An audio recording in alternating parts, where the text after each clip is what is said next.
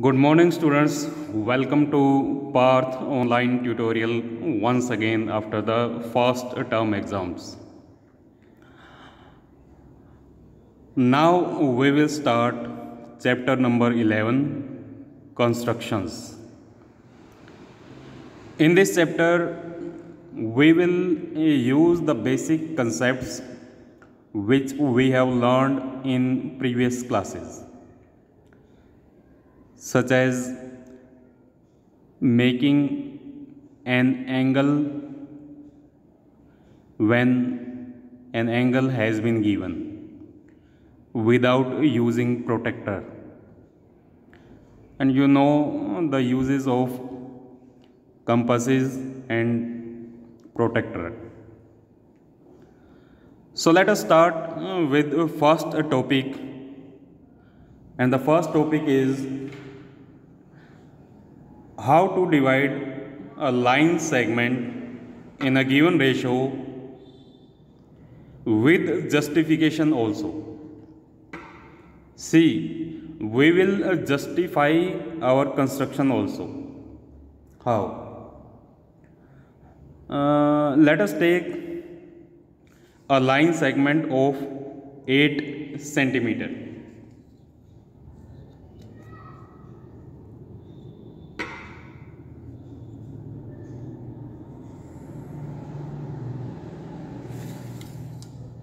This is line segment AB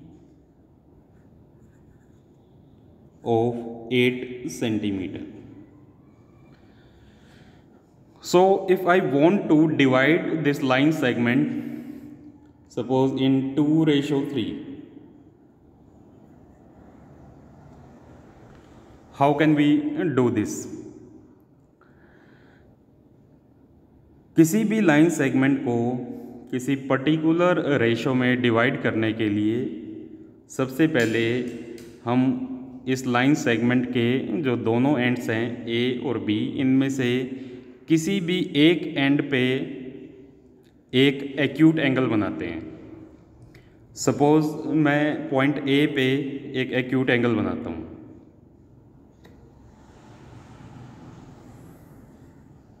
तो I have drawn line A x.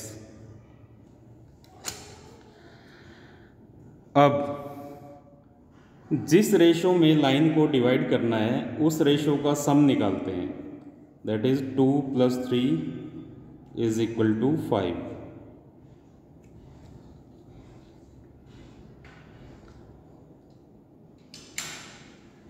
इसके बाद compass को एक पर्टिकुलर लेंथ पे खोल लेते हैं. जैसे सपोज मैंने इतनी लेंथ पे खोल लिया. अब पॉइंट ए पे कंपास को रख के एक आर्क लगाई. ये आर्क जहाँ लाइन ए एक्स को इंटरसेक्ट कर रही है वहाँ पे कंपास को रख के एक और आर्क लगाई. इस तरह हम टोटल 5 आर्क्स लगाएंगे. This is second arc and this is third arc and this is fourth arc and this is fifth arc. Suppose I have given names to these points. This is A1, this is A2, this is A3, this is A4 and this is A5. अब जो last point आया है हमारे पास A5, इसको line के last point B से join कर देंगे. Join A5 and B.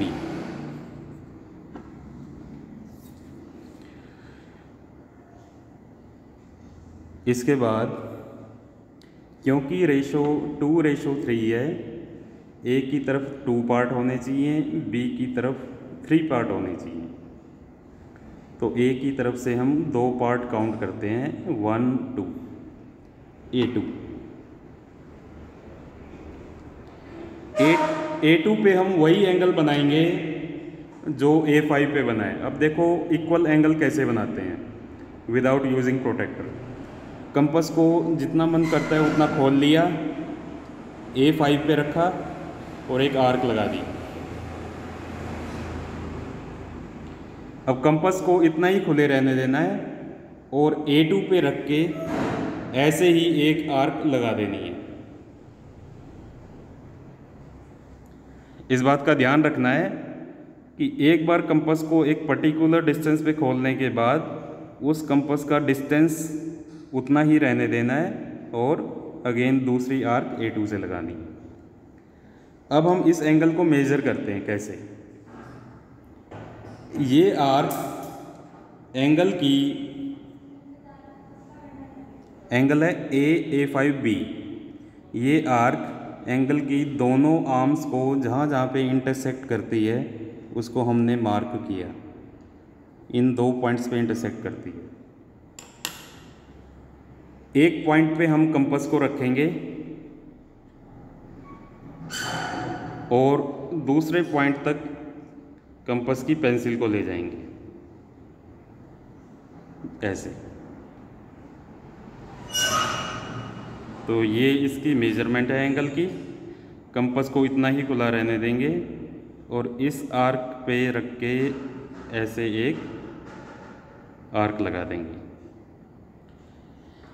ये आर्क पहले वाली आर्क को जहाँ पे इंटरसेक्ट कर रही है उस पॉइंट को हम A2 से ज्वाइन कर देंगे।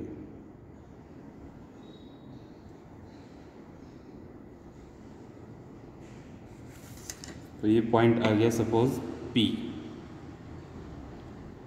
ये लाइन AB को P पे इंटरसेक्ट करती है।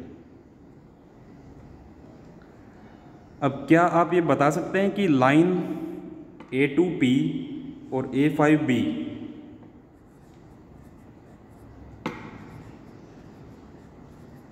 क्या ये दोनों लाइंस आपस में पैरेलल हैं?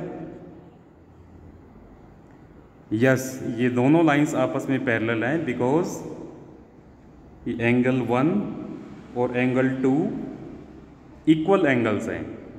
अगर ये दोनों एंगल्स इक्वल हैं it means that corresponding angles equal हैं, और कोरेस्पोंडिंग एंगल्स इक्वल हैं तो line A2P is parallel to A5B।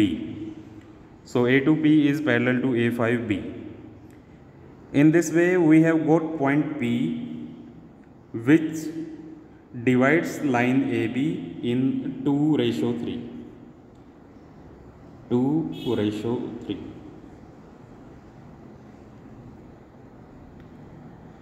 So in this way we have divided the line segment AB into two parts which are in ratio 2:3. Now justification. Can you justify why AP ratio PB is 2:3?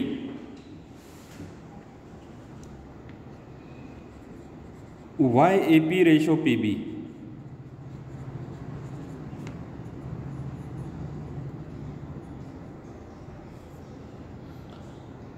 See, the justification is very easy. We have learned basic proportionality theorem. You can see the triangle A5B, triangle A5B, in which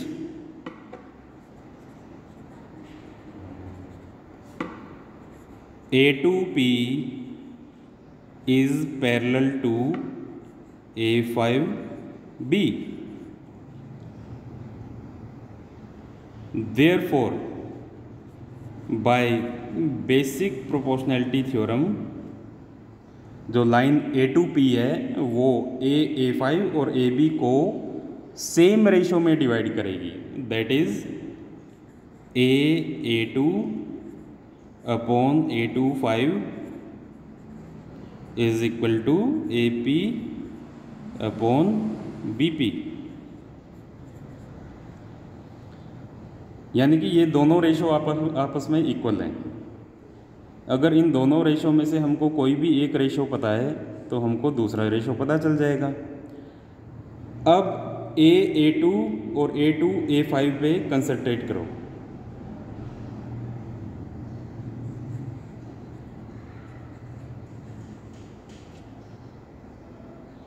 A2 दो part, A2 से A5 कितने part है? 1 2 3। तो इन दोनों में ratio हो गया 2:3 and this is equal to AP ratio PB। So in this way, with the help of basic proportionality theorem, we have justified our construction also. Now you have to do some basic equations related to this concept.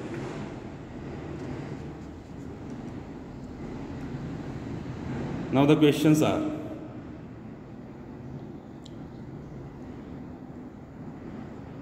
First,